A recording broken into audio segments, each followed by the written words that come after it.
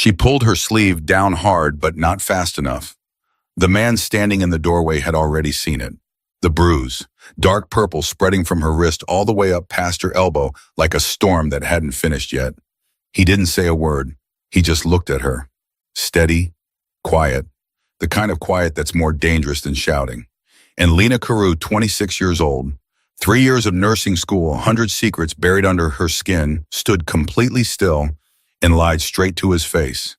She had no idea that lie was about to change everything. If this story already has your heart beating faster, hit that subscribe button right now and drop the name of your city in the comments. I want to see just how far this story travels. Now stay with me all the way to the end. The bus pulled into Brooklyn at 6:47 in the morning, and Lena Carew pressed her forehead against the cold window glass and told herself she was ready. She wasn't. 3 years. That's how long she had been gone. 3 years of clinicals and textbooks and 12-hour shifts at Pittsburgh Presbyterian. 3 years of telling herself that when she got home, things would be different. Her mother would be better. The house would be quiet. Boyd would have finally left, or finally changed, or finally done something that gave the universe a reason to remove him from their lives. But the moment she stepped off that bus with her one duffel bag and her nursing certificate rolled up in a cardboard tube, she felt it. That old pressure in her chest, the one that lived specifically in Brooklyn, the one that started 3 blocks from her mother's house and got heavier with every step. By the time she reached the front door, it was nearly crushing her. She knocked. She didn't have a key anymore. She'd given it back when she left a small, quiet signal to Boyd that she wasn't coming back unless he was gone. He wasn't gone. He opened the door. Boyd Sutter, 6'2", wearing a white undershirt and yesterday's aggression. His eyes moved over Lena the way they always did, like she was an inconvenience that had somehow materialized on his doorstep, and he was already calculating how to make her feel it. "Look who decided to show up," he said. Lena didn't answer. She was already looking past him into the hallway, and what she saw made her stomach drop straight through the floor. Her mother was standing at the end of the hall, one hand braced against the wall like she needed it to hold her up. Clara Carew was 53 years old. She had the kind of face that should have been beautiful. High cheekbones, dark eyes, the same jaw Lena saw every morning in the mirror. But the left side of that face was swollen. A bruise the color of old blood stretched from her cheekbone down toward her jaw. She was wearing long sleeves in July. "Mom," Lena said, and her voice came out small, smaller than she intended. Clara smiled. That was the worst part. That brave, exhausted, practiced smile. "Baby, you're home." Boyd stepped aside without a word, like he was doing them a favor, and Lena walked past him without looking at him. She went straight to her mother and took her by the hands gently, carefully, and Clara flinched. Even that small pressure hurt. "How bad?" Lena asked, keeping her voice low. "I'm fine," Clara said. She always said she was fine. "Mom, how bad?" Clara glanced toward the kitchen where Boyd had wandered. Her voice dropped to almost nothing. 2 ribs, I think, and my wrist. I had to call out from work yesterday. Mr. Malone's going to think I quit." Lena felt something shift behind her eyes. Not tears. Something harder than tears.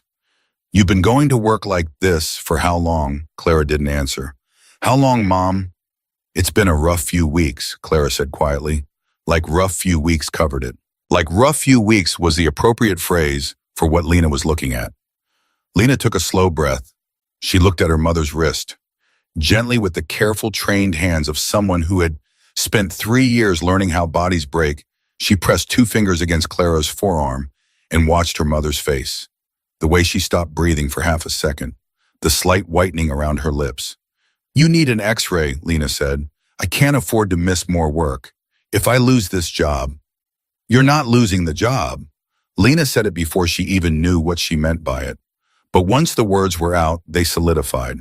She turned them over in her mind. "You're not losing the job. You're not losing the—" "Oh," she said again slower. "Because I'm going to go." Clara stared at her. "What?" "I'll go to the Malone estate. I'll tell them you're sick, which is the truth, and I'll cover your shift until you can come back." "Lena, you can't just—" "You've worked there for 12 years, Mom. You've told me everything about that house. I know the schedule. I know which rooms get done first. I know how the linens are folded. I know Mr. Malone takes his coffee black, and doesn't want anyone in his study on Tuesdays. She paused. I can do this. Clara looked at her with something between gratitude and terror. He's not Lena. Mr. Malone is not an ordinary man. I know what he is. Everyone in certain circles of Brooklyn knew what Rhett Malone was. You didn't say it out loud, but you knew. You knew the way you knew which houses on your street had dogs not, because anyone told you, but because of a certain feeling, a certain quality of quiet around his name when people said it. I'll be fine, Lena said. She believed it. She was wrong, but not in the way she expected. She left the house before Boyd came back into the hallway. She didn't say goodbye to him. She didn't look at him.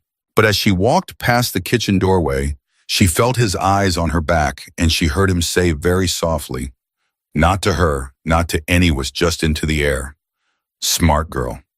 She didn't know why those two words made her feel like she needed to walk faster. The Malone estate was a 40-minute subway ride and a world away. Lena had heard her mother describe it so many times that she felt like she'd been there.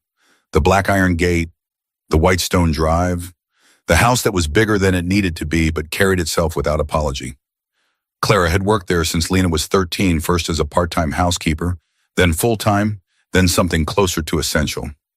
She kept the estate running. She knew every room, every routine, every preference of the man who lived there. What Clara had never told her, what Lena only understood now standing at the gate, was how the place felt. The stillness of it. The way sound seemed to stop at the fence line, like the estate existed inside its own weather system. She pressed the intercom, a voice low male careful. Name, Lena Carew. Clara Carew's daughter. She's ill. I'm here to cover her shift. A pause, long enough that Lena wondered if she should say something else. Then the gate opened. A man met her at the front door. Not Rhett Malone, someone else. Dog, compact, dark-haired, with the kind of stillness that Lena recognized as professional. The kind you trained into yourself. Decker, he said, just that, like it was the only introduction she was going to get. Lena. He looked her over, not rudely, not slowly, just the way someone who spent their life evaluating situations evaluated this one. You know your mother's schedule? Yes. Mr. Malone's preferences. Black coffee, no one in the study on Tuesdays, fresh linens, Mondays and Thursdays, and he doesn't like the furniture rearranged even for cleaning. Something almost like approval moved across Decker's face. She trained you well. She didn't know she was training me. He stepped aside. Kitchen's through the hall. Supply closet, second door on the left. You start on the east wing. Mr. Malone won't be home until 11. Lena nodded and went in. She found her rhythm quickly. That surprised her, the way muscle memory could exist for something you'd never actually done. But she'd listened to her mother describe this work for years, and she moved through the house the way you move through a story you've heard enough times to memorize. She knew where the clean towels were stacked. She knew the temperature the floors needed to be mopped at to dry without streaking. She knew the east wing was straightforward. 3 guest rooms, a bathroom, a sitting area that was never used but needed to look like it was. She was methodical. She was careful. She was grateful in a numb and desperate way to have something to do with her hands. It was the master bedroom where things went wrong. Or right, depending on how you looked at it later. Lena wasn't supposed to be in the master bedroom. Her mother had told her once, I do that room myself, always first thing before anything else in the house. But it was nearly 11 and she'd finished the east wing ahead of schedule, and the door to the master bedroom was open, and she was tired and unthinking, and she stepped inside. It was a large room, ordered, nothing out of place. A man's room, not in the decorative sense, but in the sense of purpose. Every object in it seemed to be there because it was useful, not because it was beautiful. She started with the nightstand, then the bureau. She was reaching across the far side of the bed to smooth the comforter when her sleeve, her long sleeve, the one she'd pulled down 3 times already that morning, rode up past her elbow. She didn't notice right away. She was focused on the corner of the comforter, trying to get the fold right, the way her mother had described. Who are you? The voice came from the doorway. Lena spun around so fast she knocked the corner pillow off the bed. Rhett Malone was standing in the doorway. He was taller than she'd expected, or maybe it was the way he stood completely still, completely centered, like the room had been waiting for him to walk into it. He wasn't what she'd pictured. She'd expected something harder, something that broadcast its own danger. but he was just standing there in dark trousers and a gray shirt with the sleeves rolled to the elbow, watching her with calm, dark eyes. And the most dangerous thing about him was exactly that, the calm. "I'm sorry," Lena said. The words came out automatic. "I'm Lena Carew, Clara's daughter.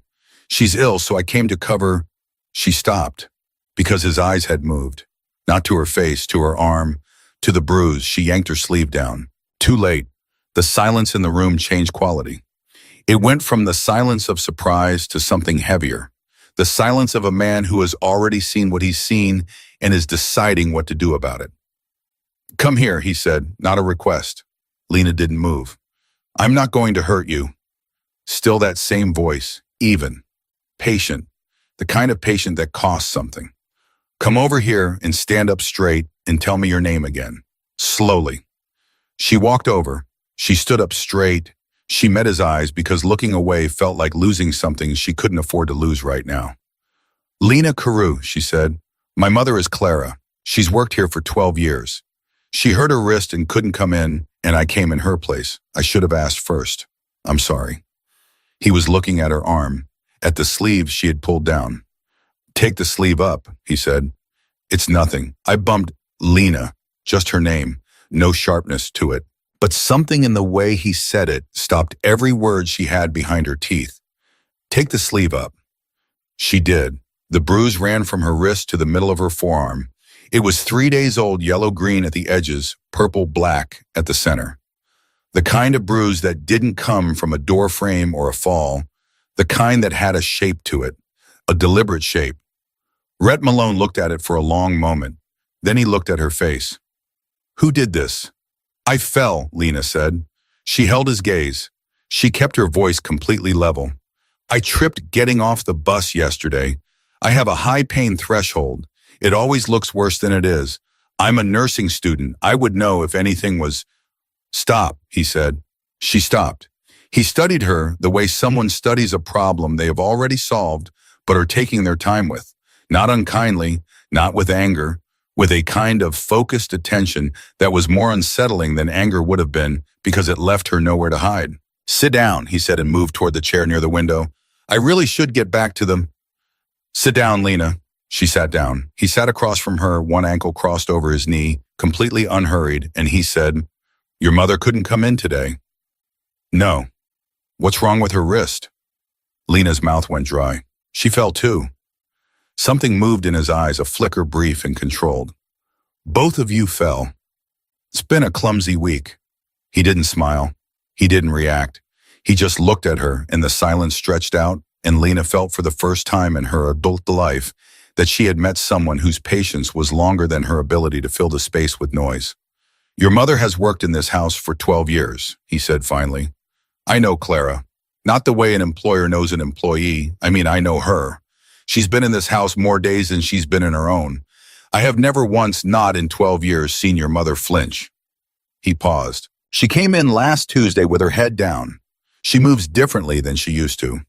She's been covering her neck with scarves since April." Lena said nothing. "And now her daughter shows up with a bruise the shape of a hand on her forearm," he said, "and tells me she fell." The words, "the shape of a hand," landed in the room like something dropped from a height. Lena looked down at her arm. She had not let herself think of it that way. She had been so focused on getting to the estate, on getting through the morning, on doing the work, that she had not let herself think about what the bruise looked like to someone who had no reason to look away from it. The shape of a hand. Boyd's hand. She felt something break open in her chest. Not tears, she wasn't going to cry. She refused to cry in front of this man, but something.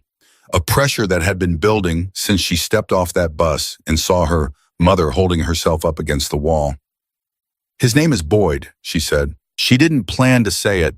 The words just came. "Boyd Sutter. He's been married to my mother for 7 years. Rhett Malone didn't react. He didn't shift in his chair. He didn't look surprised or horrified or pitying. He just listened with that same focused, complete attention, and somehow that was the thing that made it possible for Lena to keep talking. "I went home yesterday," she said. "I've been in Pittsburgh for 3 years, nursing school. I came home and she stopped, pressed her lips together, started again. She had 2 broken ribs, I think. She wouldn't let me properly examine her. She was worried about missing work. She called out yesterday, he said quietly. I know, she told me. I came instead because I couldn't let her lose this job, and I couldn't leave her there, and I didn't know what else to do. She looked at him straight. I know I should have called first. I know I don't have clearance or whatever it is I need to be here. I know this isn't how it's supposed to work, but I didn't have anywhere else to. You did the right thing, he said. She stopped.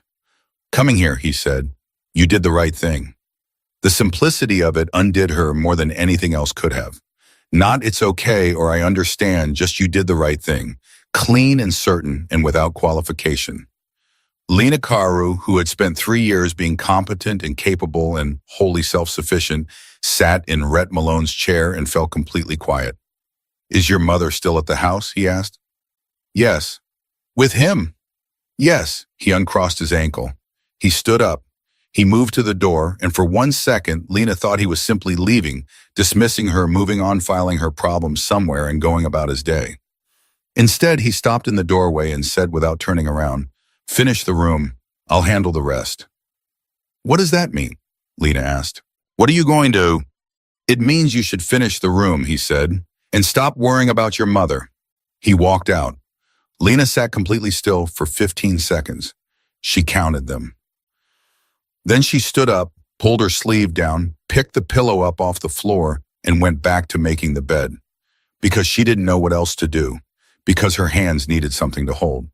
Because the alternative was standing in the middle of Rhett Malone's bedroom, wondering what I'll handle the rest meant when it came from a man like him, and that was a thought she couldn't afford to finish. Not yet, not until she knew whether the thing he was about to handle was going to make her life better, or whether it was going to make it something else entirely. She smoothed the comforter flat. She folded the corner exactly the way her mother had described. She moved to the next room, and somewhere across Brooklyn, Boyd Sutter was still sitting in his kitchen in his white undershirt with no idea that the name he'd never bothered to fear had just been spoken in a room where decisions got made. He'd find out soon enough. Lena finished the master bedroom in 22 minutes. She counted those too. It was something she'd picked up in nursing school when panic gets close count. Count your breaths, count your steps, count the seconds between a patient's inhale and exhale. Numbers are honest. Numbers don't spiral. Numbers keep you inside your own body when everything else is trying to pull you out of it. So she counted. She folded the last pillowcase. She straightened the bureau. She moved back into the hallway and stood there with her cleaning caddy in her hand and her heart doing something irregular behind her ribs, and she thought he said he'd handle it. She didn't know what that meant. She still didn't know. What she did know was that her mother was sitting in a house 20 minutes away with 2 broken ribs and a husband who had never once in 7 years faced a consequence for anything he'd done. And the man who had just told her not to worry about it was Rhett Malone, a name that meant something. In certain conversations, a name people lowered their voices around, and either that was the best possible person to have said those words, or it was the kind of thing that solved one problem by creating 5 you hadn't anticipated. She moved to the next room. She kept working, because the work was real and her hands were steady, and right now that was the only thing she could control. It was Decker who found her 40 minutes later. She heard him before she saw him, that particular quality of footsteps that people develop when they're used to moving through spaces without being noticed. He appeared in the doorway of the second guest room, and he looked at her for a moment with that same flat assessing expression he'd given her at the front door, and then he said, "He wants to see you downstairs." "I'm not finished. The room will wait." There was no edge to it. It was just a fact. Lena set down her cloth and followed him. Rhett was in the kitchen. Not a sitting room, not an office, the kitchen standing at the counter with a mug in his hand and something that looked like handwritten notes spread out in front of him. He looked up when she came in. "Sit down," he said. "I'd rather stand." A beat. He didn't push it. "Fine." He set the mug down. "I sent someone to your mother's house." Lena's breath caught. "You went 40 minutes ago. You did that without asking me." "You told me his name," Rhett said. "You told me where she was. You came here because you didn't know what else to do. That's asking." He held her gaze. "She's safe. Decker's team brought her out. She's going to be here within the hour." The words moved through Lena in a wave she wasn't prepared for. Her hand found the edge of the counter without her meaning to reach for it. Here, she repeated. She's coming here. There's a room on the third floor. It's been empty for years. She'll have privacy, she'll have space, and she'll have time to decide what she wants to do next without Boyd Sutter standing in the same building. Lena looked at him, really looked. Why, she said, you don't know me. You don't owe my mother anything beyond a paycheck. Why are you doing this? He was quiet for a moment. Not the way people are quiet when they're deciding how much of the truth to give you more, like the way people are quiet when they're deciding where to start. Your mother has worked in this house since I was 24 years old, he said. When I came into this estate under circumstances I won't explain right now, Clara Carew was already here. She stayed. She didn't ask questions she wasn't supposed to ask. She didn't treat me like a headline. She treated me like a person who needed his house kept, and she kept it. He paused. I owe her considerably more than a paycheck. Lena stared at him. She never told me that. She wouldn't, he said simply. That's who she is. Something shifted in Lena's chest, that specific ache of realizing you have misunderstood the shape of someone's life. Her mother had not just been working a job for 12 years. She had been holding something together in her quiet, steady way in a house that had its own complicated history.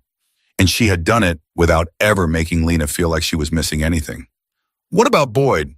Lena asked. Rhett picked up his mug. He won't be a problem. That's not an answer. It's the only answer you need.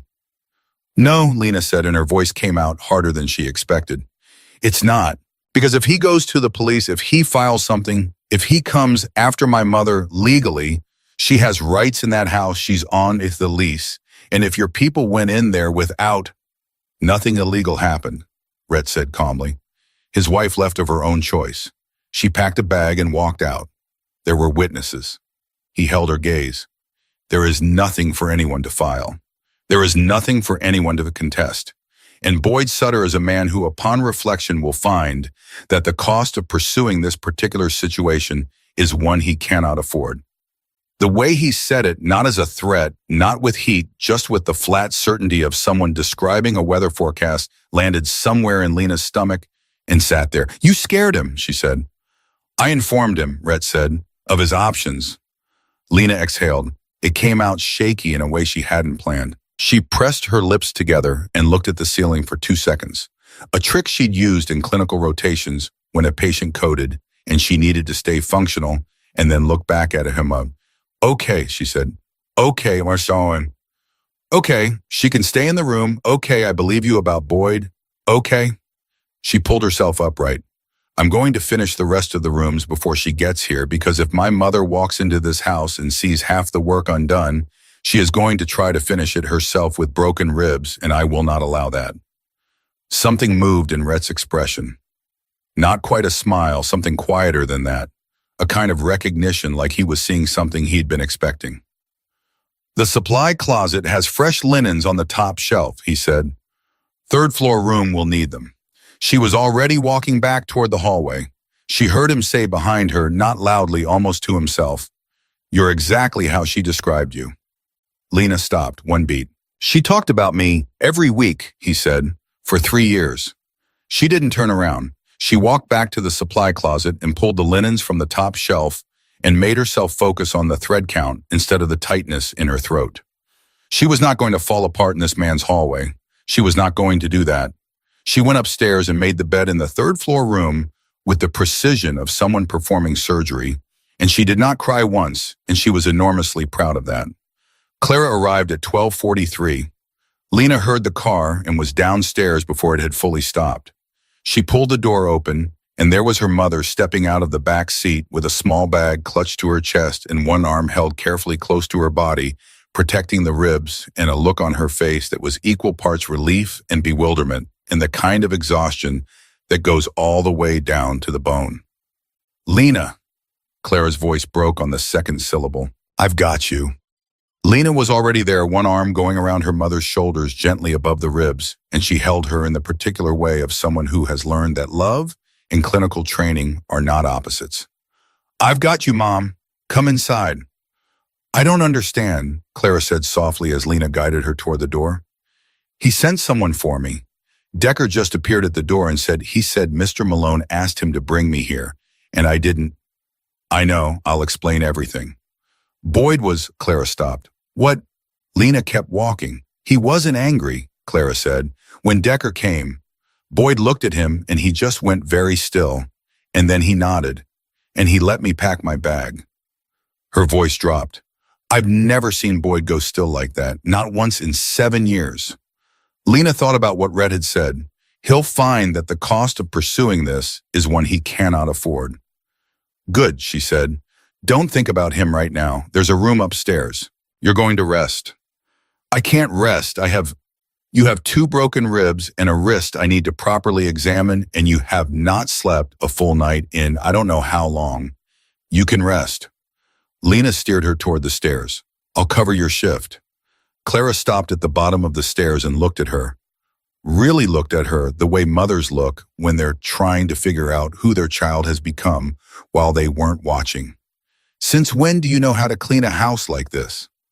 Since always, Lena said. I listened to every word you told me. Clara's eyes went wet.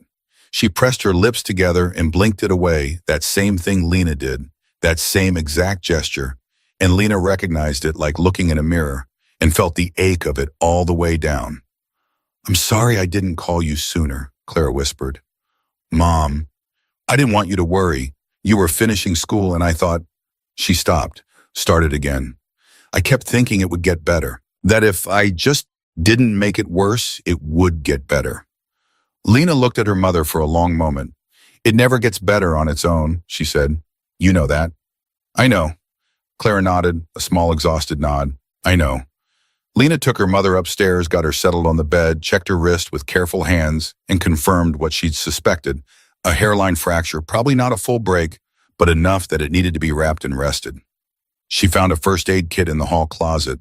She wrapped the wrist. She got a glass of water and 2 ibuprofen from her bag. She sat on the edge of the bed until her mother's breathing slowed into sleep. Then she sat there a little longer than she needed to. There's a particular kind of silence that exists in a room where someone you love is finally truly safe. It's not quiet the way an empty room is quiet. It's heavier than that. It has weight. Lena sat in it and let herself feel the edges of it for just a few minutes before she stood up, tucked the blanket more firmly around her mother's shoulders, and went back downstairs to work.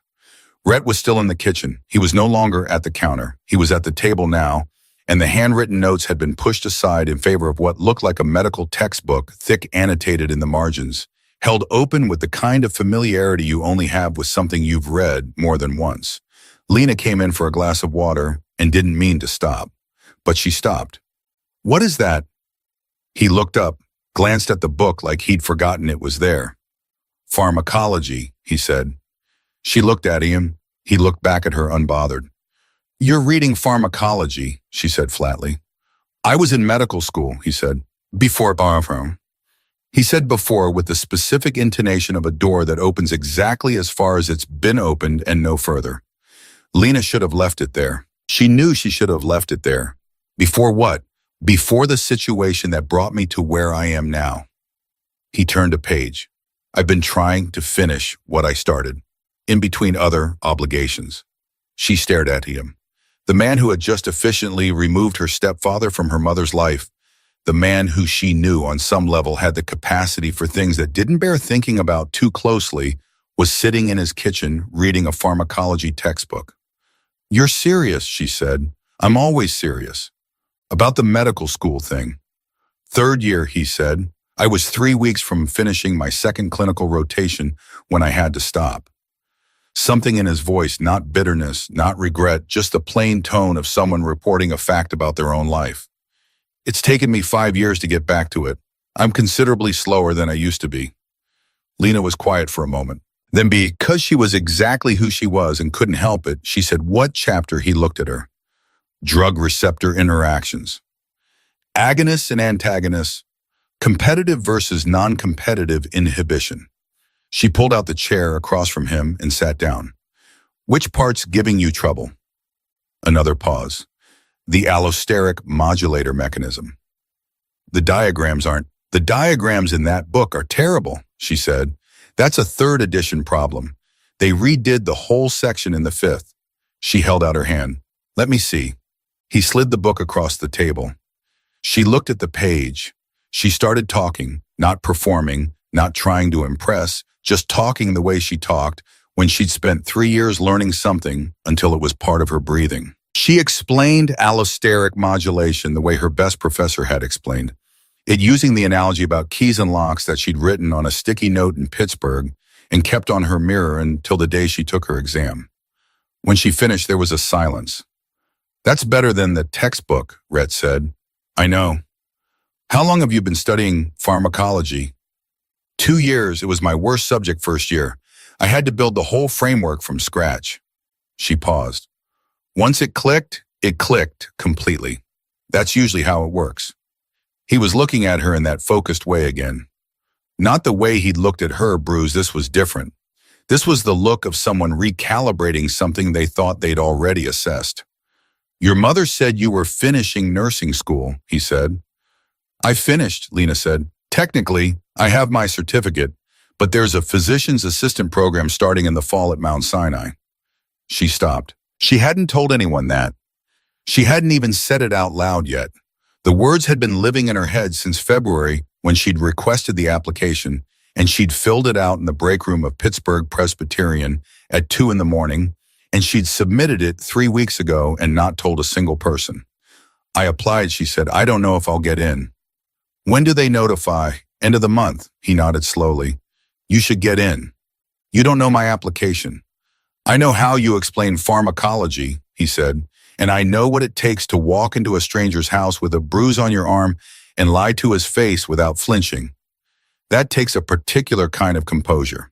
He paused. Medicine needs that. Lena looked at him across the table. This man who was too many things at once, too calm, too careful, too complicated, sitting in the house where her mother had quietly kept things together for 12 years, reading a pharmacology textbook with the margins full of his own handwriting, telling her she should get into medical school like it was a simple statement about the weather. You're a strange person, she said. I've been told. I mean that genuinely, not as an insult. I know, he said. He turned the next page of the textbook. Finish your water. There are still 2 rooms in the West Wing. She finished her water. She stood up. She was almost at the door when he said, Lena. She turned. Boyd Sutter will not come near your mother again, he said. Not as reassurance, as information. That is a settled matter. Whatever you're still carrying about it, you can set it down. She looked at him for a long moment. Thank you, she said, and she meant it in every possible direction. She walked back into the hallway and picked up her cleaning caddy and went to the West Wing, and she worked the next 2 hours with the particular clarity of someone who has just been handed unexpectedly and without warning the first clean breath they have taken in a very long time. Upstairs, her mother slept. The fracture in her wrist was real, but it would heal. The ribs would hurt for 6 weeks and then stop. The bruises would fade. The man who had put them there was gone, or as good as gone, and the mechanism of his going was something Lena had decided not to examine too closely because some mechanisms are better understood in theory than in practice. And downstairs in the kitchen, Rhett Malone turned the page of his pharmacology textbook and read the same paragraph about allosteric modulators 3 times. Not because he didn't understand it, but because the explanation he'd just been given was better than anything written there, and he was deciding whether to write it in the margin. He wrote it in the margin. He used her exact words. The letter arrived on a Thursday. Lena knew it was coming. She had been checking her email every morning for 2 weeks first thing before coffee, before anything, but when the notification finally appeared on her phone screen at 7:14 in the morning, she sat down on the edge of her cot in the 3rd floor room she'd been quietly occupying for the past 9 days and stared at it for a full minute before she opened it. Mount Sinai Icon School of Medicine, Physician Assistant Program, class of the following fall. Dear Ms. Carew, we are pleased to inform you. She read it 3 times. Then she set the phone face down on the mattress and pressed both hands flat against her knees and breathed slowly, the way she'd learned to breathe when something happened that was too large to process standing up. She had gotten in. She had actually gotten in. For a moment, she just sat with it, The weight of it, the realness of it. 3 years of 60-hour weeks and loan applications and clinical rotations that started at 5 in the morning and didn't end until the building made her leave. 3 years of calling her mother every Sunday and listening to Clara say, "I'm fine, baby, I'm fine," and choosing to believe it because the alternative was coming home and she hadn't been ready to come home. 3 years of building something solid out of the rubble of a childhood that had not given her many materials to work with. And now this, an acceptance letter from one of the best programs in New York. She should have been purely happy. She should have grabbed the phone and called someone and screamed. That's what people did. Instead, she sat there and thought about tuition. She thought about the gap year she'd need because starting in fall meant she had 7 months with no income, and she had exactly $412 in her savings account, and a mother with a fractured wrist and a pharmacology textbook, to finish, metaphorically speaking. She thought about how joy and terror are sometimes the same shape depending on the light. She picked up the phone. She went downstairs. Her mother was already in the kitchen 2 weeks at the estate, and Clara had naturally, inevitably slid back into the rhythms of the house like water finding its level. She wasn't supposed to be working yet. Lena had made that extremely clear. But Clara Carew had apparently decided that sitting still while her daughter cleaned someone else's house was a category of suffering she was not equipped to endure, and so she had arrived in the kitchen at 7 every morning and done what she could do with one usable hand, which turned out to be quite a lot. "You have the face," Clara said without looking up from the coffee she was making. "What face?" "The face where something happened and you haven't decided whether it's good yet." Clara turned around. She was moving better now. The ribs were healing. The wrist was wrapped. The bruise on her cheekbone had faded from purple to a pale greenish yellow that would be gone in another week. She looked at her daughter. "Tell me." Lena held out the phone. Clara took it, read the screen, read it again. And then she set the phone down very carefully on the counter and put her one good hand over her mouth, and her eyes went bright and wet in the way that was unique to parents watching their children become who they were always going to be. "Lena," she said, muffled behind her hand. "I know. Baby." "Mom, don't." "I'm not crying," Clara said, already crying. She pulled Lena in with her good arm hard and held her the way she'd held her when Lena was 7 and had fallen off her bike, and the world had briefly become nothing but pain and her mother's arms. "I'm so proud of you," she said into Lena's hair. "I have always been so proud of you." Lena held on. She let herself be held.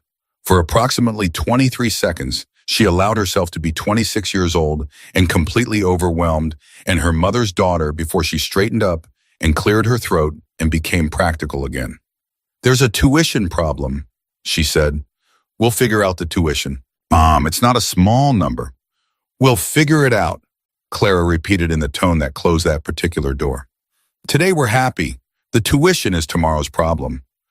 Lena almost argued. Then she looked at her mother, at the brightness in her eyes, the straightness in her shoulders that had been absent for months, maybe years, the specific quality of relief that a person carries when danger has genuinely passed and they're still learning to believe it. And she said, "Okay, today we're happy." "Good." Clara released her and turned back to the coffee. "Tell Mr. Malone." Lena blinked. "What?" "Tell Mr. Malone." Clara said it naturally without looking up. "He'll want to know." Why would he want to know?" Clara handed her a mug. She had the expression she wore when she was declining to explain something she considered self-evident. "He asks about you," she said simply.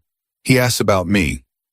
Every morning. What are you working on? How are you settling in? How are your studies?" Clara paused. "I told him about the application back in March. He's been waiting for this too." Lena stood in the middle of the kitchen holding her coffee mug and recalibrated for what felt like the 100th time in 2 weeks everything she thought she understood about the structure of this household. She found Rhett in the study. Tuesdays were the exception, but today was Thursday, and on Thursdays the study was open, and he was usually in it by 8 with whatever he was working on, sometimes estate business, sometimes the medical text, sometimes both simultaneously, with the specific focus of someone who has learned to compartmentalize out of necessity. She knocked on the open door. He looked up. "I got in," she said. Something shifted in his face. Not a performance of happiness, something real and controlled and immediate. "Mount Sinai," he said. "Mount Sinai." She held up the phone. He didn't need to rod it from across the room, but she held it up anyway. He was quiet for a moment, then sit down. I'm not going to have an emotional moment in your study. Don't worry. Lena, sit down. She sat. He set aside whatever he'd been reading. He folded his hands on the desk and looked at her with that complete, unhurried attention, and then he said, "What's the problem?" She stared at him. "How do you always know there's a problem?" "Because you came in here to tell me good news and you're sitting like someone brought you bad news." She exhaled. "Tuition." One word. She watched him understand the entire geometry of it. From that single word, she could see him running the numbers, the timeline, the gap year, the zero savings, the mother who wasn't back to full health yet. She watched him do it in approximately 4 seconds. "There are options," he said. "I'm not taking money from you," she said immediately. He didn't react. "I wasn't going to offer you money." A beat. "Okay. There are fellowships. There are hospital-based sponsorship programs. Mount Sinai has 3 of its own. There are loan structures for PA programs that are considerably better than nursing school structures." He paused. "And your mother's position at this estate includes a benefits package that frankly she has never fully used because she's never needed to. That package has an educational provision for immediate family members." Lena stared at him. "Since when?" "Since I added it 4 years ago." He said it simply without fanfare. "Clara has a daughter in school." It seemed relevant. The silence in the room had a specific texture. Lena sat in it and felt something complicated move through her, gratitude and wariness together the way they always moved through her when someone offered help she didn't know how to receive without losing something. "That's not a normal employer benefit," she said carefully. "I'm not a normal employer." "I'm aware," she held his gaze. "Why did you add it?" "Because I could, and because people who work as well as your mother works deserve to not have to choose between feeding their family and educating their children." He picked up his pen. "You can look up the provision details. It's in Clara's contract. It's been there for 4 years.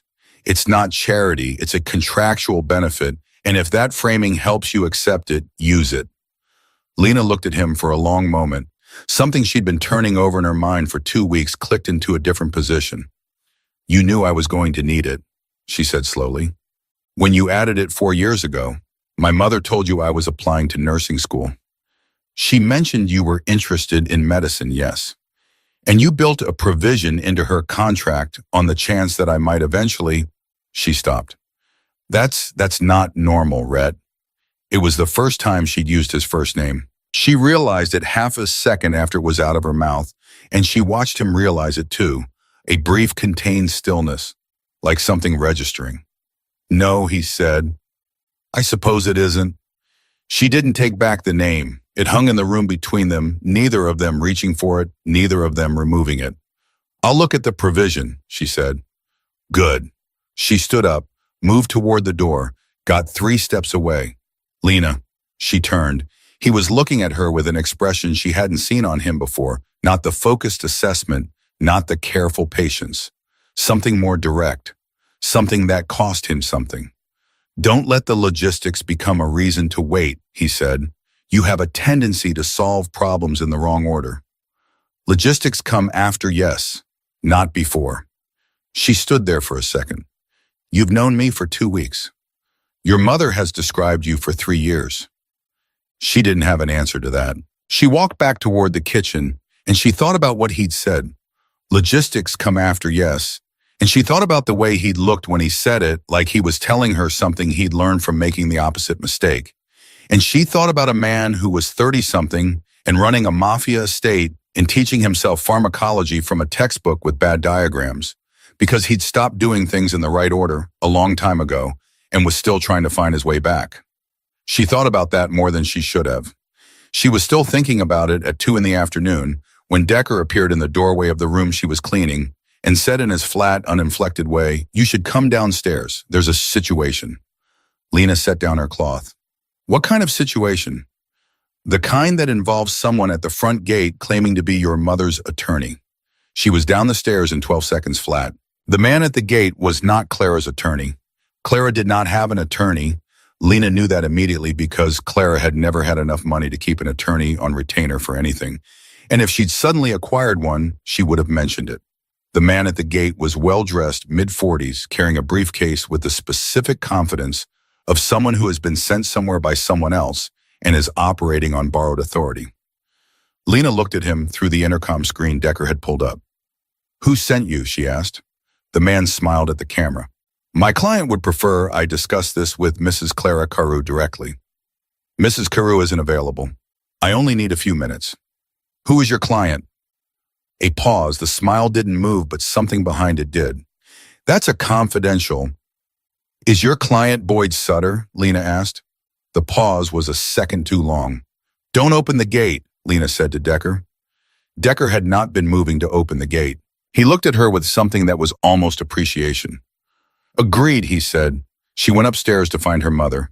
Clara was on the third floor, sitting in the chair by the window with a book open on her lap that she was clearly not reading. She looked up when Lena came in and read her face immediately. "What happened?"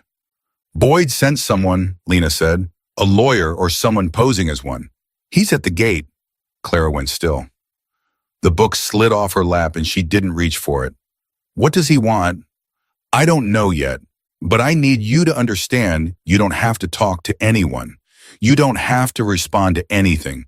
Your position here is real, your safety here is real, and whatever Boyd thinks he can leverage from a gate." She stopped because her mother had done something unexpected. "Oh my, amen." Clara was not afraid, that was the thing.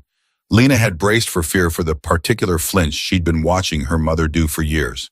But Claire was sitting straight in her chair and her jaw was set and her eyes were clear. "I want to know what he's saying," Clara said. "Mom, I've been running from what he wants to say for 7 years," Clara said. "I'm done running from it."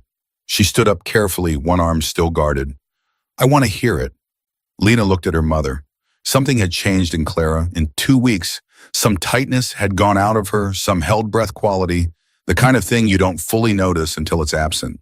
She was standing in a house where she was safe, and she knew she was safe, and that knowing had altered something fundamental in the way she held her own body.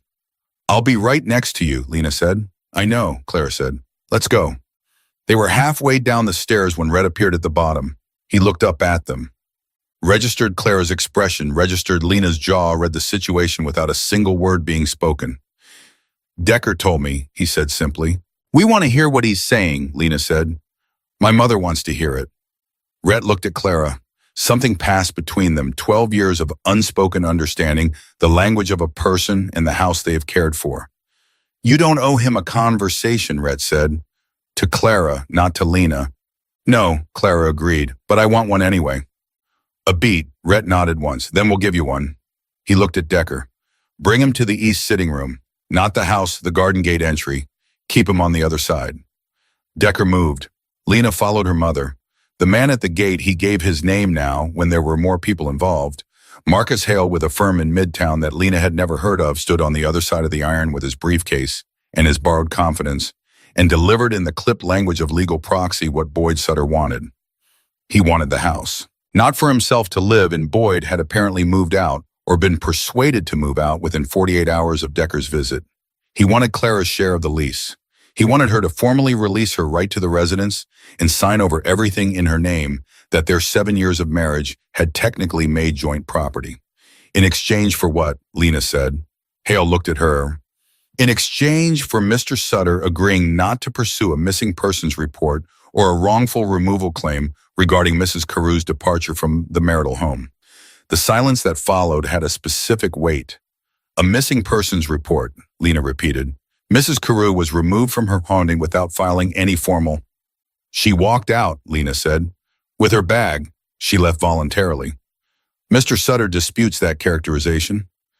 Mr. Sutter can dispute whatever he likes. She left. There are witnesses.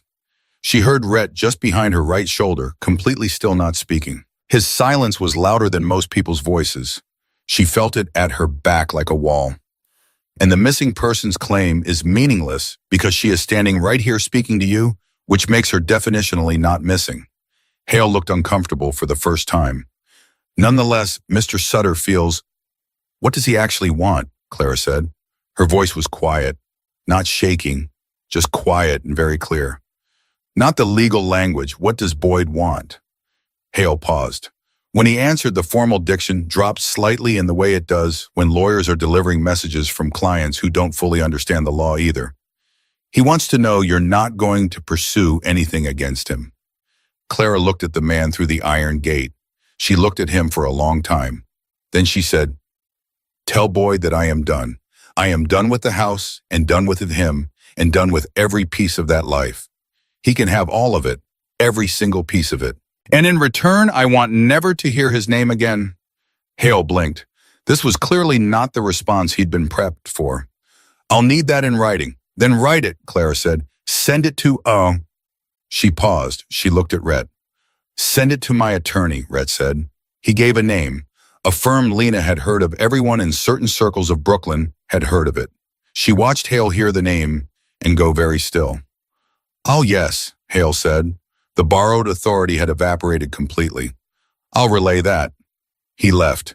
The three of them stood there for a moment after the car pulled away. Then Clara exhaled a long, deep, complete exhale, the kind that comes from somewhere deeper than the lungs, and said, "It's really over, isn't it?" "Yes," Rhett said. Clara nodded slowly. She looked at the empty driveway. Then she looked at her daughter and at the man who had stood at Lena's shoulder like a wall, and she said something that surprised Lena completely. "Thank you, both of you." She looked at Rhett specifically. "You didn't have to stand there. He would have talked differently to her if you hadn't." "I know," Rhett said. "That's why I'm thanking you." Clara touched Lena's arm lightly and turned to go back inside.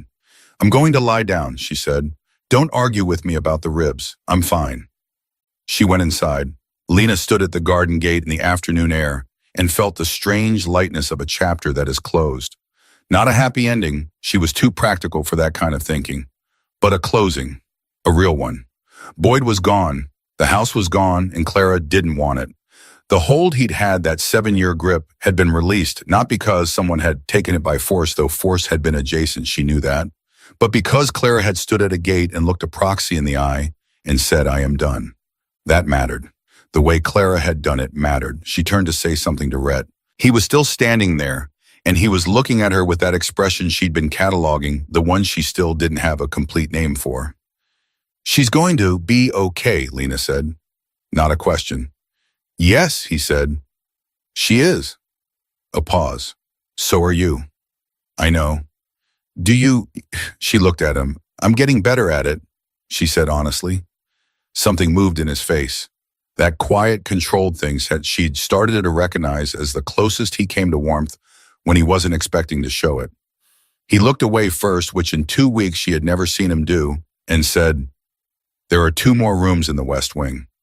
There are always 2 more rooms in the West Wing. That's how houses work." She almost smiled. She turned toward the door. She was almost inside when something stopped her.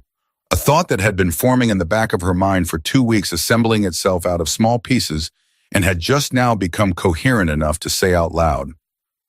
"Rhett," he looked at her. "The educational provision in my mother's contract," she said. "The one you added 4 years ago." She held his gaze. "You added it before you knew whether I'd make it into any program, before you knew whether I'd ever need it." "Yes." "That's not pragmatic. That's not strategy." She paused. "That's faith in a person you'd never met." He was quiet for a moment. "Your mother talked about you," he said. "The way people talk about things they believe in completely. That kind of certainty it's not common." I trusted it. Lena stood at the threshold. The afternoon light was long and level behind her, and Rhett Malone was standing in his own hallway looking at her like she was something he had been reading in a margin for 3 years and had only just now seen on the page. "That might be the kindest thing anyone has done for me," she said, "that I didn't know about." He said nothing, but he didn't look away.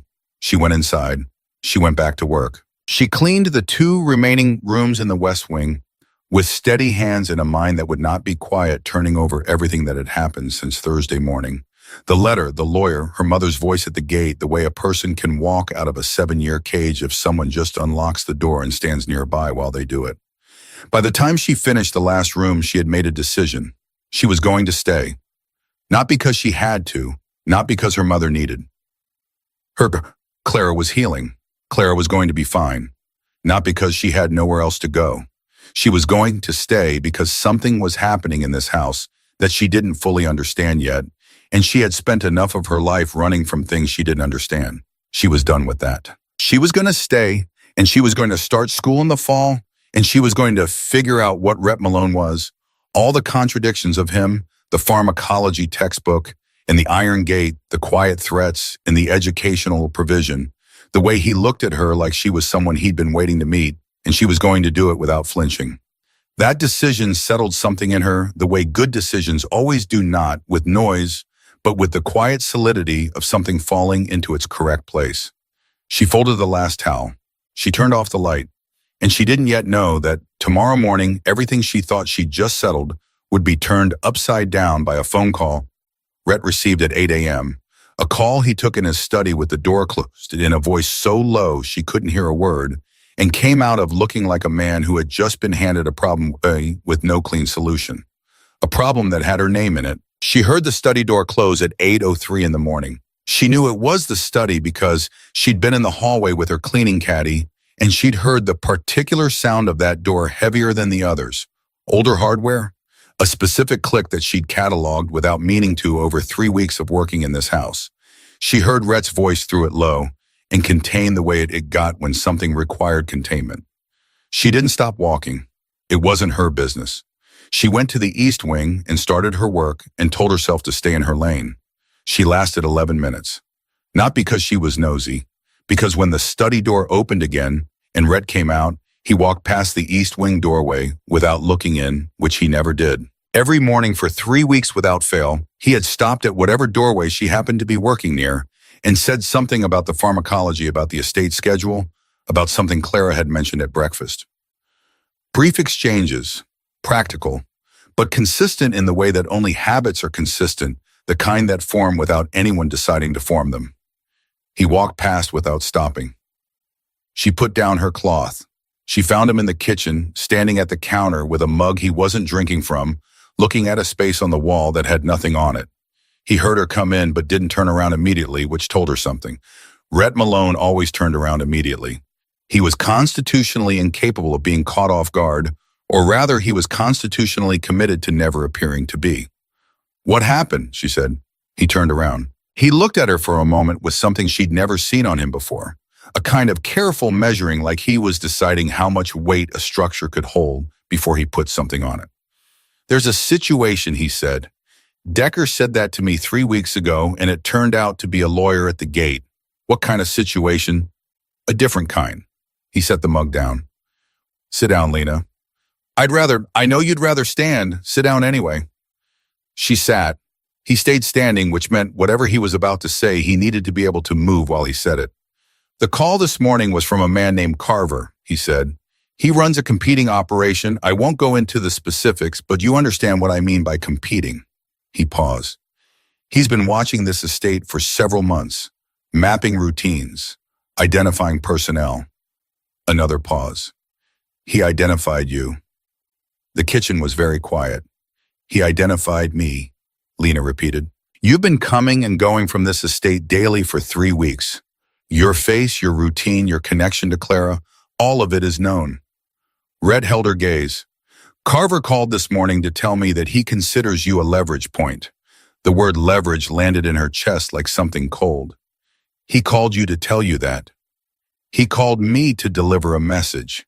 He wants something from me, a territory concession, a business arrangement I won't agree to, and he's informing me that if I'm unwilling to negotiate, he has other tools available." "I'm a tool," Lena said. Her voice came out flat. "You're a person," Rhett said with a sharpness that surprised her. "He's describing you as a tool. There is a significant difference, and I need you to hear the difference clearly." She looked at him. "What does he want you to do?" "Nothing I'm going to do him." "Rhett," she used his name the same way he used hers, not as a familiarity, as a weight. "What does he want?" "A port arrangement, access to a specific shipping route that my operation controls. He's been trying to get it through negotiation for 8 months. He's now escalating." He looked at her steadily. "He mentioned your name specifically, your full name, your nursing certificate, Mount Sinai's acceptance letter." Lena's stomach turned. "He knows about the acceptance letter. He's been thorough." How does someone get access to that's a private? People like Carver have access to things that are supposed to be private, Rhett said. That's the nature of what he does. It's the nature of what I do. He said it without apology, without performance, just the same plainness he brought to everything. I'm telling you this because you have a right to know, because you are in this situation because of your proximity to this house, and that is not something I take lightly. She was quiet for a moment. She was doing the things she did when information came in faster than her system could process it, going very still, cataloging, sorting, deciding what to feel later and what to respond to right now. What do you need me to do? She said. He looked at her. Something shifted. I need you and your mother to temporarily. No, she said. He stopped. Whatever you're about to say, leave the estate, go somewhere safe. Let us handle this. No. She held his gaze. My mother has spent 7 years being moved around by a man's problems. She is not doing that again. I am not doing that. This is different from Boyd Sutter. I know what it's different. I'm not naive about what Carver is versus what Boyd was. But the answer is still no. She leaned forward slightly. Tell me what you need, not what you need to remove us from. Tell me what actually needs to happen. He studied her for a long moment. She held the look and didn't move. I need Carver to understand that you are not a leverage point, he said carefully. The most effective way to neutralize a threat is to remove the leverage, which means making it clear, undeniably clear, that you are not someone he can use against me. How do you make that clear? By demonstrating that you are not, in the way he's framed it, a vulnerability. He paused. He's operating on the assumption that I have a personal stake in your safety that overrides my professional judgment. The kitchen went quiet again. A different kind of quiet. And does he have that right? Lena said, carefully, precisely. Rhett looked at her for a count of 5 seconds. It was the longest she had ever seen him hesitate. That's not the point, he said. It kind of is, actually. Lena. Because if he's wrong about that, the solution is simple. You make it clear I'm just the maid's daughter. I have no particular relationship to this estate, and his leverage theory falls apart. She held his gaze. But if he's not wrong, the solution is still the same, Rhett said. The approach may differ. He said it carefully, precisely, with the deliberate control of someone who has decided exactly how much of themselves they are releasing and is not releasing one word more. Carver needs to understand that targeting you achieves nothing. That is what needs to happen regardless of any other factor. She absorbed that. She let it sit exactly where he'd placed it, not pulling at it, not pushing it away. Okay, she said. So what's the plan? He told her. It was not a complicated plan, which was how she knew he'd been thinking about it before she walked into the kitchen. Complex plans were the ones people made up on the spot, adding pieces to cover what they hadn't thought of. Simple plans had been thought through to their bones. He was going to meet with Carver.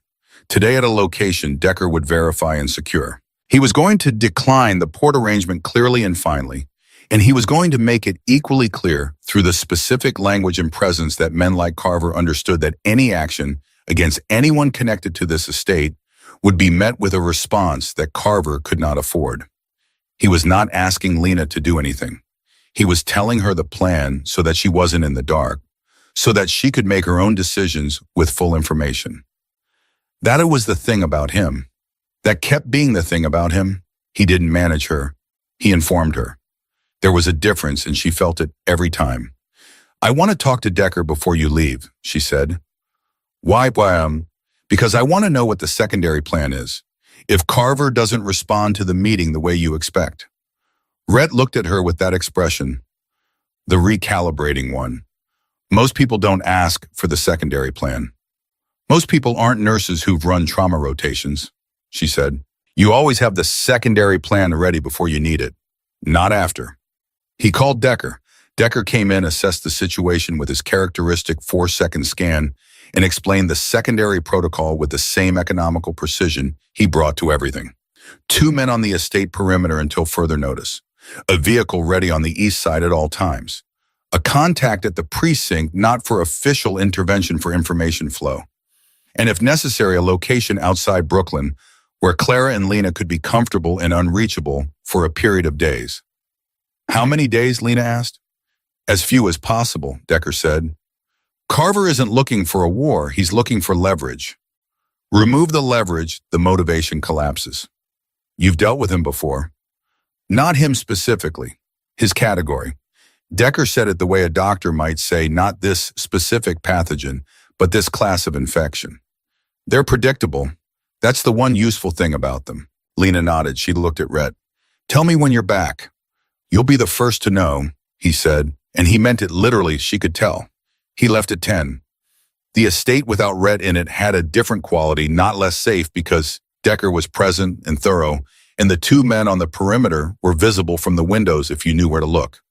But different, like a room where the central piece of furniture has been temporarily moved and everything else looks slightly off axis without it. She told her mother at 11. She sat across from Clara in the third-floor room and laid it out plainly because Clara was not a woman who needed to be protected from facts. She needed facts. She'd been kept from facts for 7 years by a man who used her ignorance as another form of control. Clara listened without interrupting. When Lena finished, she was quiet for a moment. How serious is it? She asked. Serious enough that there's a secondary plan. Not serious enough that we're activating it. Clara nodded slowly. She was looking at her wrapped wrist. I brought this to him, she said, by being here, by having you come here. Mom, I'm not saying that to feel guilty about it, Clara said with a firmness that was new or not new. Lena corrected herself, just more visible than it used to be. I'm saying it so we can look at it clearly.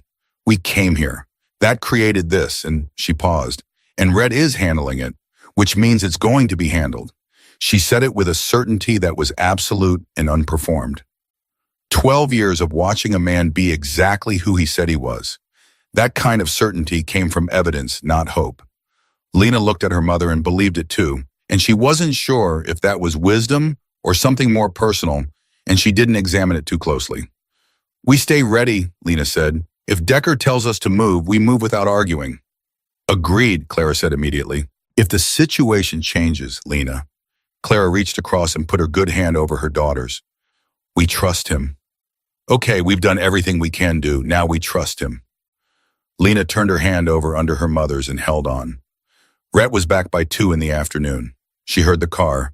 She was in the kitchen. She'd been staying near the center of the house where she could hear everything, and she was at the door before Decker got out of the driver's seat. Rhett stepped out of the car and looked at her across the yard, and in the 2 seconds before anyone spoke, she read his face with the attention she'd been practicing for 4 weeks, learning his expressions, the way you learn a new language 1 word at a time, until suddenly you're hearing whole sentences. He was fine. Whatever had happened, it had gone the way it was supposed to go. She exhaled. She hadn't known she'd been holding it. He came inside. He went directly to the kitchen. She followed and Decker followed her, and for a moment, all 3 of them were in the same room breathing the same air. Carver agreed, Rhett said. No port arrangement, no further contact with anyone associated with this estate. Just like that, Lena said. Just like that. He looked at Decker. He sends his regards, which is his way of acknowledging that this conversation is over. Decker made a sound that was the closest he came to a laugh. Noted. What did you say to him? Lena asked. I told him what I told you I'd tell him. That's not what I asked. I asked what you said. Rhett looked at her. I told him that leveraging anyone in this house would be the worst decision he ever made. And I explained why specifically in a language he understood. He paused. And then I told him something else. What? He was quiet for a moment. I told him that the woman he'd identified as a vulnerability was in fact the opposite, that she was someone who walked into an unknown situation with a bruise on her arm and a nursing certificate in her bag and a mother to protect and did not once flinch, and that a person like that was not a weakness in my position. He held her gaze. She was the clearest evidence of my judgment. The kitchen was absolutely still. Lena looked at him. Something was happening in her chest, not the cold weight of leverage, not the sharp calculation of threat and response. Something warmer than that. Something she recognized and was not ready to name. That's what you told him, she said. Yes. And he bought it. He believed it, Rhett said, which is different from buying it. She stood there for a moment longer than she needed to. Then Decker cleared his throat subtly, barely, But it was there, and she became aware that she was standing in the middle of the kitchen, looking at Rhett Malone like she was reading a sentence she needed to read twice. "Good," she said. "Then it's done." "It is done." She picked up her cleaning caddy from where she'd left it by the door. She turned back toward the hallway. She made it 4 steps. "Lena!" She turned. He was still standing where she'd left him, and his expression had changed again back to that cost-something quality, the thing she'd seen when he told her about the educational provision. The thing that happened when he said more than he'd planned to. "What he said this morning," Rhett said, "about you being a leverage point. I want to be clear about something." She waited. "The reason that's not true," he said carefully, "has nothing to do with whether or not I—" He stopped, started again. "It's not true because you are not defined by your proximity to me. You are defined by what you are. Whatever exists between this house and your life going forward, that is yours. The acceptance letter is yours. The degree is yours. Nothing that happens here makes you someone's asset, not his, not mine." He paused. "I need you to know I understand that distinction." She looked at him for a long time, long enough that the afternoon light shifted slightly in the hallway. "I know you understand, Vit," she said quietly. "That's why I'm still here." She walked back to work. She cleaned the last 2 rooms in the West Wing with her hands on automatic and her mind turning over everything like cards in a deck, trying to find the pattern.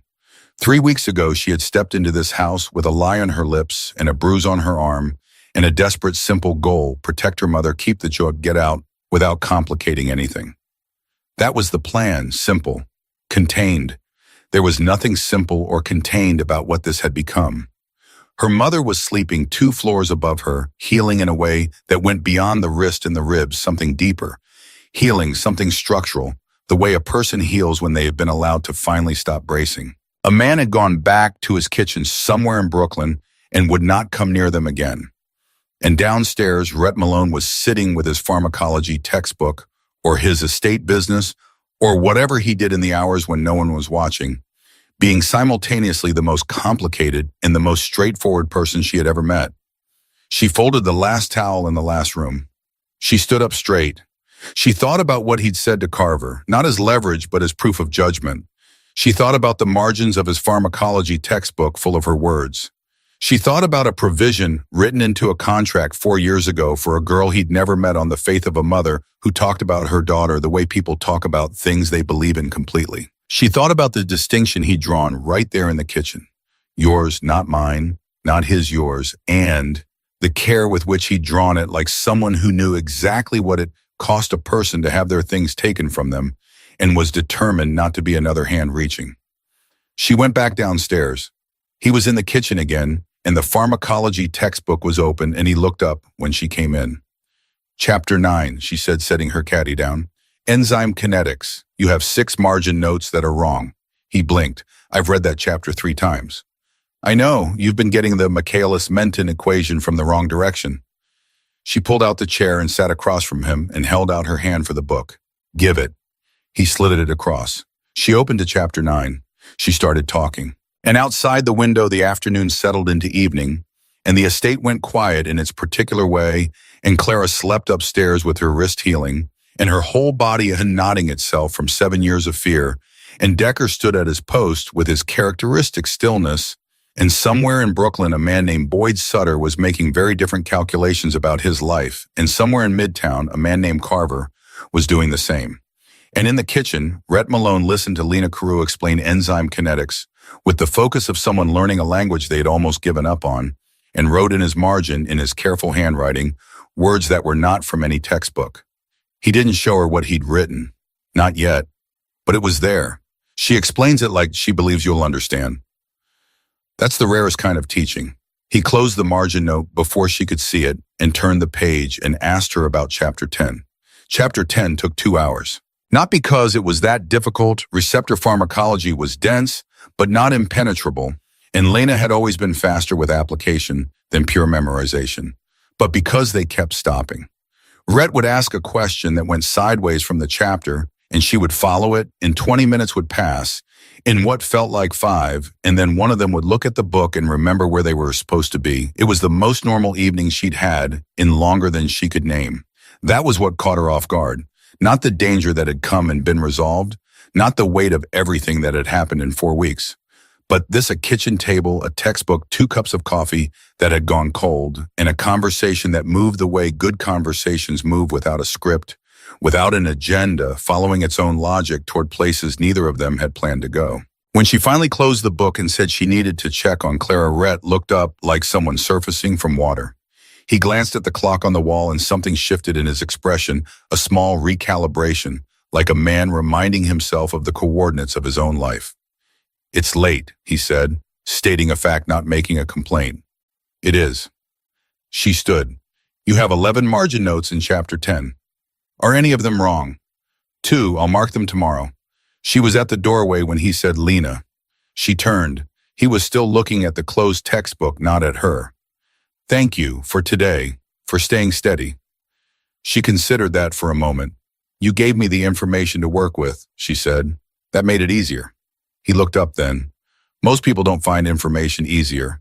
Most people find information terrifying." "That's because most people don't know what to do with it," she said.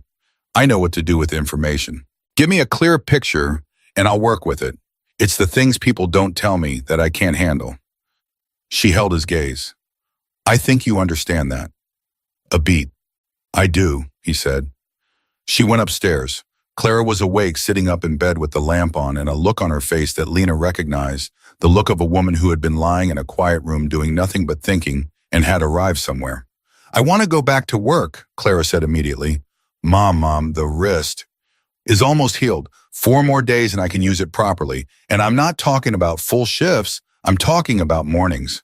Light work." She held up her good hand before Lena could object. "I need to work. Do you understand? Not because of the money, because I am a person who works, and lying in this room watching my daughter do my job is..." She stopped. "It's not who I am." Lena looked at her mother. The straightness was back. The particular dignity that Boyd had spent 7 years trying to dismantle, that had apparently only required a safe room and 3 weeks of healing in the distance of an iron gate to reassemble itself. Clara Carew was 53 years old, and she was entirely herself again. "Talk to Rhett in the morning," Lena said. "If he agrees, I agree." Clara nodded, satisfied. Then she looked at her daughter with the sideways, careful attention of a mother who has been observing something for several weeks and has decided the time for silence on the topic has passed. "Sit down for a minute," she said. Lena sat on the edge of the bed. "You've been here 4 weeks," Clara said. "I know. You've been doing my job and covering for me and dealing with a lawyer and a threat and all of it, and you haven't once mentioned going back to your own life. My life is here right now." "Is it?" Clara looked at her, not unkindly, with complete precision. "Or is he here right now and your life has organized itself around that without you quite deciding it?" Lena opened her mouth. She closed it. She looked at her mother with the particular helplessness of someone who has just had a thing named that they had been carefully not naming. She started, stopped. "I know what he is," Clara said. "I've known him for 12 years. I know every version of him, the one he was when I first came here, angry and closed off and burning through everything around him. The one he became when he decided to start building something instead of burning it. The one he is now." She paused. "I know what he looks like when he's managing something, and I know what he looks like when he's not managing it anymore. He doesn't look managed when you're in the room." Lena was quiet. "I'm not telling you what to do," Clara said. "I'm your mother, not your priest. I'm just telling you that what I see is real on both sides." She reached over and touched Lena's hand once, brief and warm. "Don't be afraid of it because it doesn't look like what you expected." Lena sat there for a moment. Then she said, "I didn't expect any of this." "Nobody does," Clara said simply. "That's how the real ones go." Lena got up. She kissed her mother's forehead. She went to her own room and lay down on the cot and stared at the ceiling and thought about the thing her mother had named. She thought about it for a long time. She fell asleep with it unresolved, which was honest, which was the only way she knew how to do anything. In the morning, she had an email. It came in at 6:52 before she'd gotten up, and she read it lying on her cot with the gray early light coming in and her heart doing something irregular before she'd even finished the subject line. It was from the financial aid office at Mount Sinai. They had reviewed her application for the hospital-sponsored fellowship, the one she'd filed 2 weeks ago, after reading the provision in Clara's contract, the one she'd submitted at 11 at night with shaking hands and a certainty that she was probably too late and probably didn't qualify. And probably she'd gotten it. Full tuition, a living stipend, a guaranteed clinical placement starting in her second year. Everything she'd been calculating the gap between herself and every morning for 3 weeks had just closed. In one email, 6 paragraphs of financial language that added up to the path is clear. You can go. She sat up. She read it again. Then she got up, got dressed, went downstairs, and found Rhett in the kitchen reading the paper, which he did every morning exactly the way she imagined someone had taught him to do it 40 years ago, and he had never stopped. "I got the fellowship," she said. He looked up. He was already watching the door when she came in, like he'd heard her footsteps and recognized them, which he probably had. He read her face before she finished speaking, and the controlled warmth she'd been learning to recognize moved across his expression, fuller this time, less contained. "Full sponsorship," he said. "All of it." She sat down across from him. She put the phone on the table. She didn't push it toward him. He didn't need to verify it. He wasn't that kind of person. She just put it there like it was a thing she needed to make real by placing it in a physical space. "I didn't think I'd qualify." The eligibility requirements said, "You qualified," he said. She looked at him. "You looked at the requirements." "I suggested the application," he said. "I read the requirements." "Did you—" She stopped, started again carefully. "Did you call anyone?" He held her gaze. "No, you got it because you earned it. I need you to believe that, and it's the truth." A pause. "I may have ensured that your application received the full review it deserved. I did not affect the outcome." "Ensuring full review is not nothing," she said. "No, but the decision was theirs based on your record." He looked at her steadily. "You earned it, Lena. Accept it cleanly." She was quiet for a moment. She thought about what it meant to accept things cleanly. The tuition, the fellowship, the provision in her mother's contract, all of it. How it could look like dependence, or it could look like what it actually was, a woman who had worked hard enough to earn the help that was offered and accepted it without diminishing herself or the person who offered it. She picked up the phone. She put it in her pocket. "Okay," she said. "I accept it." "Good. I start in September." She looked at him. "I'll need to find housing. There's no way I can commute from here every day once the program starts. It's not fair to—" "You're not commuting," he said. "You're staying here." She stared at him. "This is your estate. I can't just live here indefinitely." "Why not?" "Because it's—" She was running out of objections, and she could feel him watching her run out of them. "It's not appropriate." "Your mother works here," he said. "She has a room here. You are her family. The estate has the space." He paused. "And I'm not finished with Chapter 11. The simplicity of that last sentence undid every formal objection she had. She looked at him across the kitchen table and felt something in her chest that had been building for 4 weeks complete its last stage of assembly. "You're not finished with Chapter 11, she repeated. "Chapters 11 through 16, technically. The whole second half of the book." He held her gaze. "I've been working through that textbook for 5 years. I've never gotten past Chapter 10. You've gotten me further in 4 weeks than I've managed alone in 5 years." He said it plainly without performance. "I would like to keep it going." She looked at him for a long moment. "Are we talking about the textbook?" she said carefully. He didn't look away. "We're talking about whatever we're talking about," he said. "I'm not going to move faster than you're ready to move, but I'm not going to pretend there's nothing to move toward." The kitchen was completely still. "That's honest," she said. "I find it works better than the alternative." She thought about what her mother had said. "Don't be afraid of it because it doesn't look like what you expected." She thought about a man who had rewritten his margins in her words, who had put a provision in a contract for a girl he'd never met, who had stood at her shoulder at an iron gate and let his silence be the loudest thing in the room, who had sat in a kitchen and told her she'd done the right thing at the exact moment she'd needed to hear it. "I have 30 years of hard work ahead of me," she said. A program clinical hours board's placement. This is not a life that goes on pause for anything." "I know," he said. I have a medical degree to finish in my remaining available hours and an operation to run and 5 years of catching up to do. Neither of us is pausing anything.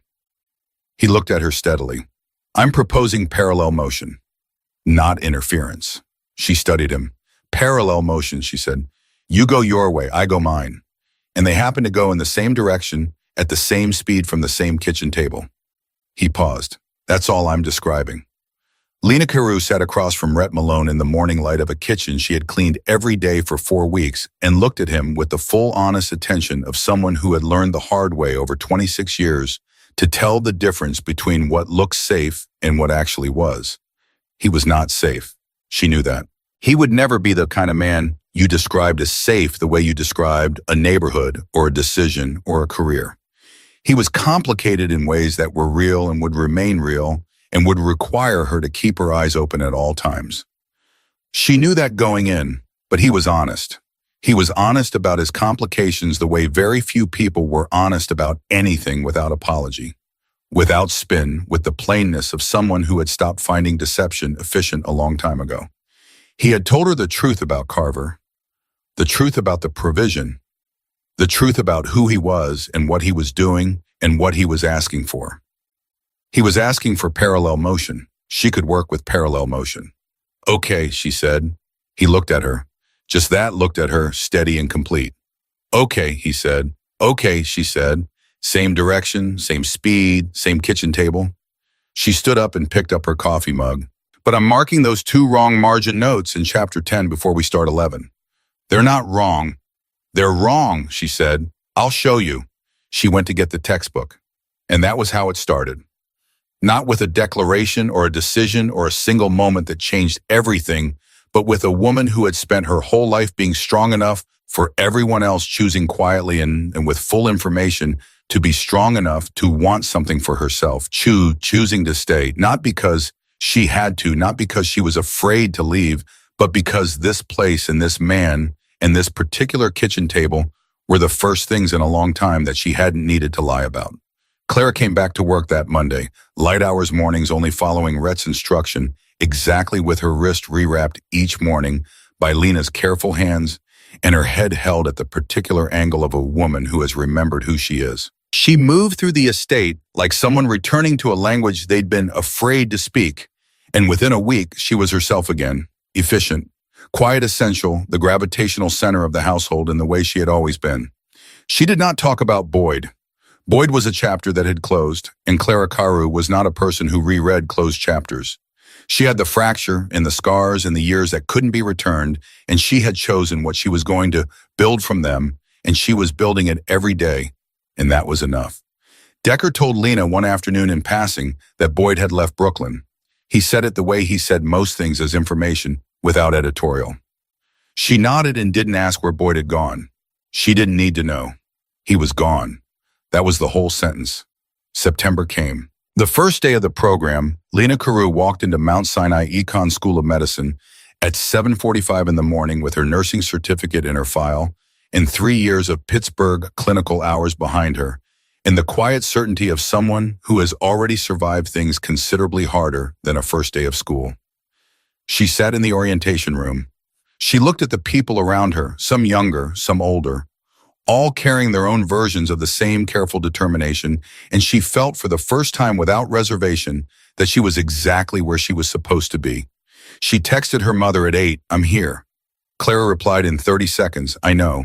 I've known since you were 7. She put her phone away and listened to the program director and took notes in the margins. The way Red had taught her, she realized, sitting there, that she had picked up his habit without noticing, writing her own understanding alongside the printed word, making the knowledge her own, in the space where someone else's ended. She smiled at that, kept writing. In the evenings, she came back to the estate. She sat at the kitchen table and worked through her coursework, and Rhett sat across from her working through his, and they argued about pharmacology and enzyme kinetics and receptor theory in the specific, comfortable way of two people who have discovered that disagreeing with someone is one of the ways you learn what you actually believe. Clara made tea at 9 and deposited it on the table without comment and went back upstairs, and Decker occasionally appeared in the doorway to deliver information and then disappeared again like a very professional ghost. Weeks passed, then months. The pharmacology textbook got finished, then the next one, then the next. One night in November, Red opened a slim envelope that had been sitting on his desk for 3 days. He'd told her it had been sitting there. She'd told him to open it. He'd set it aside twice more, in a way that told her he was afraid of what was in it more than he was prepared to admit. She watched him open it from across the table, watching his face reading it the way she'd been reading it for 4 months. He read it. He set it down. He looked at the table for a moment. "Tell me," she said. "The medical board has approved my petition," he said, "to re-enter the clinical program." He paused. "I have a meeting next week to discuss placement." Lena looked at him. At this man who had been carrying this particular unfinished thing for 5 years, building toward it, in stolen hours and margin notes and a kitchen table education. He'd never planned this man, who was so many things that required careful navigation, and was underneath all of them simply someone who had made a mistake at 24 and had spent the years since trying to find his way back to who he was supposed to be. "Go to the meeting," she said. He looked at her. Something moved in his face that she'd never quite seen before. Not the controlled warmth, not the careful attention. Something more open than that.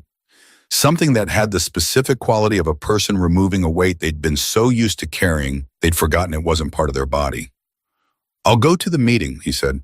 She nodded once. Then she picked up her pen and went back to her coursework, and he picked up his, and the kitchen was quiet in the best possible way, the way it is when two people have nothing to prove to each other and everything to look forward to. That was the thing about Rhett Malone and Lena Carew. They didn't save each other. That was not the story.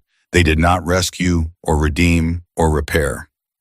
They were both separately and together doing the hard daily work of becoming who they were always going to be. They had simply stopped doing it alone. Clara got her full hours back in December. She walked through the estate the way she'd walked through it for 12 years, purposefully, quietly, with the specific satisfaction of a person who loves their work and does it well, and the difference was only visible if you knew where to look. In the way she held her shoulders, in the directness of her gaze, in the fact that she moved through every room like someone who belonged there, which had always been true, but which she now believed completely. Boyd never came back. Boyd was irrelevant. Boyd was a name that occasionally crossed their minds and then crossed out again, because that was all the space he'd earned. In February, Lena sat her first major clinical assessment and passed it with the second highest score in the cohort. She texted Rhett the result from the hallway outside the exam room, still wearing her white coat, and his reply came back in 40 seconds. Chapter 11 told me this was coming. She laughed in the hallway of Mount Sinai at 2 in the afternoon, with the winter light coming in through the high windows, in the specific joy of someone who has worked hard enough to know exactly what they've earned, and it was the best sound she'd made in 26 years. She went home to the estate. She sat at the kitchen table. She opened chapter 17. And Lena Carew, who had come home to Brooklyn with a nursing certificate and a bruised arm and a mother to save and no idea what was waiting for her behind an iron gate, built her life the only way a life worth having is ever built, one clear day at a time, with her eyes open in the direction she had chosen for herself. Not because someone gave it to her, because she refused to let anything or anyone take it away.